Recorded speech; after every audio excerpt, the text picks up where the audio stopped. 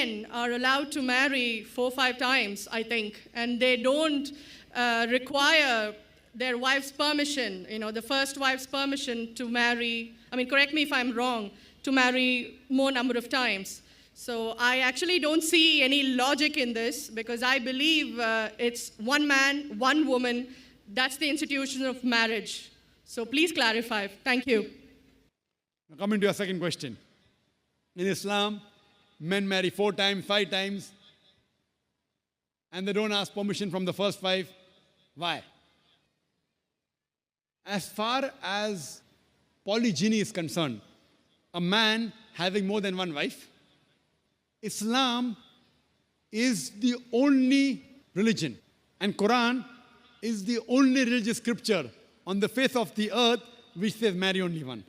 There is no religious scripture besides the Quran. I'm a student of comparative religion, which says marry only one. There's no verse in the Bible, no verse in the Bhagavad Gita, no verse in the Veda which says marry only one except the Quran. If you read the Hindu scriptures in Ramayana, the father of Sri Ram, how many wives did he have? How many wives? More than one? More than one, 3 wives. Fine. Shri Krishna, according to Mahabharata, how many wives he had? Unlimited. Not unlimited. You don't know your scripture well. No. Did he have 4 wives? No. I have no idea. Not 4, not 100, not 1,000, 16,108 wives. How many wives he had? 16,108. So why can't we Muslims have 4? What's the problem? When Shri Krishna can have 16,108 wives, why can't we have 4? Further, if you read the Vishnu Purana, chapter number 24, verse number 1, it says a Brahmin can have up to 4 wives. If you read the Jewish scriptures, it gives you permission to have as many wives as you wish. If you read the Christian Bible, it gives you permission to have as many wives as you wish. If you read the Bible, Abraham had 3 wives. Solomon, how many wives he had? He had 700 wives. It is later on, the church has put a ban that Christians should marry only one, not the Bible.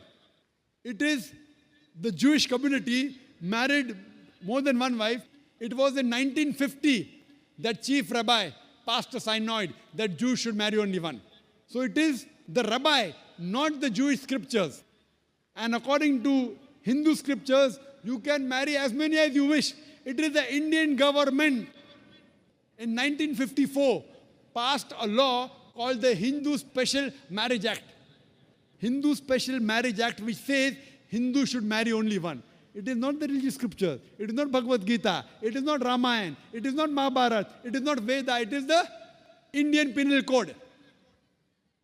The Indian government, which has passed a law in 1954 that Hindus should marry only one. But according to the statistics of the status of the women in Islam, if you read the government documents on page number 66, 67, it says that Muslims do polygamous marriages. You know what is the percentage in India? 4.3%. How much? In India, 4.3% of the Muslim men do polygamous marriages. A statistic between 1951 to 1961. Hindus, how many? 5.06. 0.7% more than the Muslims in India. According to the Indian government, even though it is prohibited according to the Indian law, yet they do more polygamous marriages than the Muslims. Why? Now, let's analyze what does the Quran say. Quran says in Surah Nisa, chapter 4, verse number 3, marry women of your choice in 2s, 3s or 4s. But if you can't do justice, marry only one. This statement, marry only one, is only given in the Quran and no other religious scripture. It says, marry women of your choice in 2s, 3s or 4s. But if you can't do justice, marry only one. So if you want to marry more than one woman, one of the criteria of the Quran is you should do justice. If you can't do justice, you should marry only one. Now, what are the reasons, logical reasons a person can think that why has Islam permitted certain men to have more than one wife? Many non-Muslims think it is fard, it is compulsory for a Muslim man to have more than one woman, to have more than one wife. It's not compulsory, it's optional. It's not fard. It's not compulsory. How many Muslim men do you know who have more than one wife? How many do you know, sister? How many do you know? A few. How many? A few Few again. means 1, 2, 3. How many? Yeah, at least about 3. About 3. Have you heard of Dharminder? Yeah. How many wives he has? 2. Muslim or non-Muslim? Non-Muslim. Non-Muslim. Your previous chief minister, what's the name? Jayalalitha. Yes. Hindu or Muslim? Hindu or Muslim? Hindu. Hindu, fine. Now these are famous personalities. Fine. How many famous personalities you know in India who have got more than one wife? The 3 you know may be locality, fine? Yeah. Local, maybe friend in your neighborhood, maybe your colleague. In India, there are more non-Muslims having more than one wife than the Muslims. Now let us understand what are the logical reasons. Come back to logic now. Now, by nature, if you ask any medical doctor, he will tell you, male and female are born in equal proportion. Girls and boys are born in equal proportion. But any medical doctor, any pediatrician, any children doctor will tell you that the female sex, the female child is stronger than the male child. That's the reason there are more deaths in the male children as compared to female children. So in children's age itself, the female children are much more than the male children. As life goes on, there are people dying due to accidents, due to alcoholism, due to war. There are more males dying as compared to females. Today, if you analyze in the world, there are more females in the world as compared to males. There are few third world countries like India where the male population is more than the female population. And do you know why? The reason is because of female feticide and female infanticide. According to an article, a program which came on BBC by the name Let Her Die, the program was assignment. There was a British reporter by the name of Emily Buchanan. She comes to India and she says that every year in India, more than 1 million fetuses are being aborted after they identified that they're females. She says more than 3,000 every day. You multiply, more than 1 million every year. According to the Tamil Nadu government hospital report, she gives the statistics, out of 10 female born alive, do you know how many are put to death? 4. Sister, did you know that?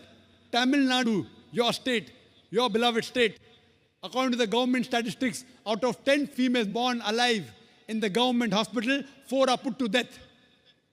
There are billboards put in Rajasthan and here, which says that spend 500 rupees and save 500,000 rupees. You know what does it indicate? Spend 500 rupees, do ultrasonography, do amniocentesis, identify the child you're carrying is a female, abort her, and save 5 lakh rupees, 500,000 rupees.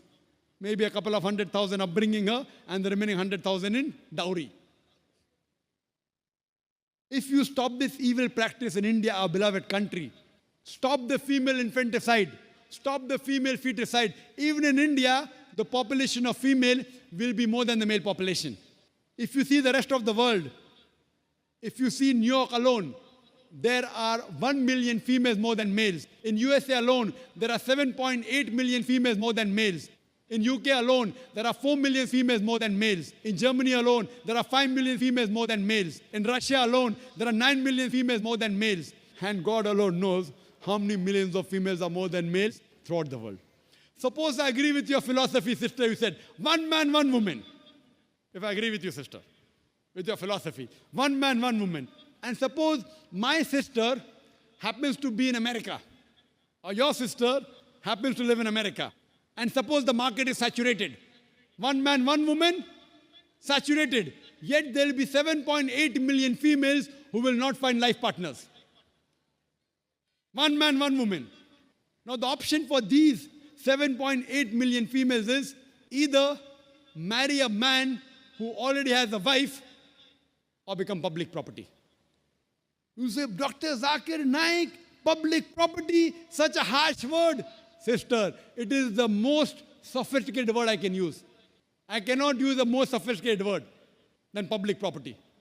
According to the Statistics of America, do you know, on an average, a man, before he settles down with a wife, he has 8 different sexual partners. Do you know that? On average, 8. Some may have 1, some may have 10, some may have 28 sexual partners before he settles down with one. So the only option remaining, so if my sister happens to live in America, or if your sister happens to live in America, and the option is given to her, and suppose the market is saturated, every man has found a woman for himself. And unfortunately, if my sister, or if your sister happens to be one of the women who has not found a life partner, the only option for them is either marry a man who already has a wife or become public property. Any modest woman would opt for the first. Sister, what would you opt for your sister? Marrying a man who already has a wife or become public property? My sister's too young to be married, so When she grows up and if she happens to go to America, or if you happen to be in America, her choice. what would you prefer for her? You're the elder sister. Would you prefer her becoming public property or marry a man who already has a wife and get equal rights? In Islam, if you have a second wife, you give equal rights. In America, the public property has got no rights. She's degraded. She's dishonored. In Islam, she has an equal right. She gets honor. What would you prefer for younger sister when she grows up? Sometimes it's difficult to speak the truth, sister, correct? Especially in front of such a large audience. Anyway, I've got your answer, sister. Thank you. And your silence speaks for that. So that's the reason in Islam, sister, men have been allowed to marry more than one wife is to protect the woman, not to degrade her. Regarding a question, is it compulsory that the husband should take the permission of the wife? It's not compulsory because if she wants to protect, if that man wants to protect another woman, a normal woman, I agree with you, sister, no woman under normal circumstances would like to share the husband. You have to agree. This is human nature. But if the woman is a good Muslimah, is a good Muslim woman, what she says, let a small loss take place to prevent a big loss. She will say, I know sharing my husband is a loss for me, but I would prefer letting a small loss take place for me to prevent my sister becoming public property. She's a good human being. So she would surely give permission to the husband to marry a second woman, if she's a good Muslim woman.